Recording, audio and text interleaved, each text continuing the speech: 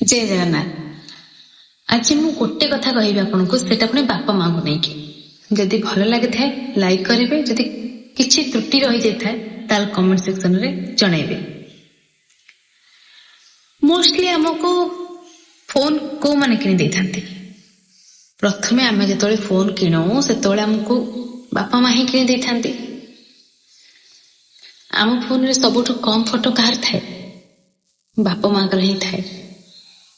आमर सबु परिस्थिति रे खराब समय रे प्रथमे को माने ठिया हुअंती, बापा माँ ठिया हुअंती। किंतु आमे तांको पाखरे बसी भल मंद कथा हवा केते समय करू, तांको समय दो नहीं। आम पाई बेसी केयर को मान करंती। आमर किछि असुविधा हेले किए बेसी भांगी पड़ंती, आम पाई कहा मन रे बेसी चिंता थाए, बापा माँ को मन रे। हेले आम पाखरे कॉल रे कथा हबाकू 5 मिनिट भी टाइम मिलेनी। एथिरो आपण कोन बुझिले? आपण व्यस्त बहुल जीवन में रहउछंती ठीक अछि, हेले भी समय थाउ थाउ बुझी जानतु बापा माँ को मूल्य केते। आउ आपण को जीवन ए जो बैकग्राउंड पछरे बापा माँ को केते बड़ हाथ अछि।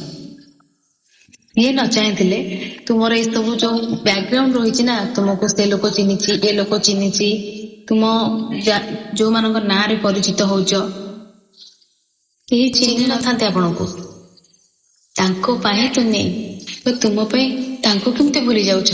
समय थाउ थाउ बुझी जानतु आज्ञा, बापा माँ जे पर्यंत आपण पाखे अछंती तांको मूल्य बुझंतु।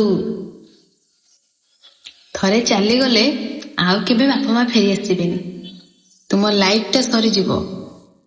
तुम पई ना केही चिंता करिवे, ना केही तुम दुख समय रे ठिया हेबे, ना कि तुमको भांगी पड़ुथिया बेले साहस देवे।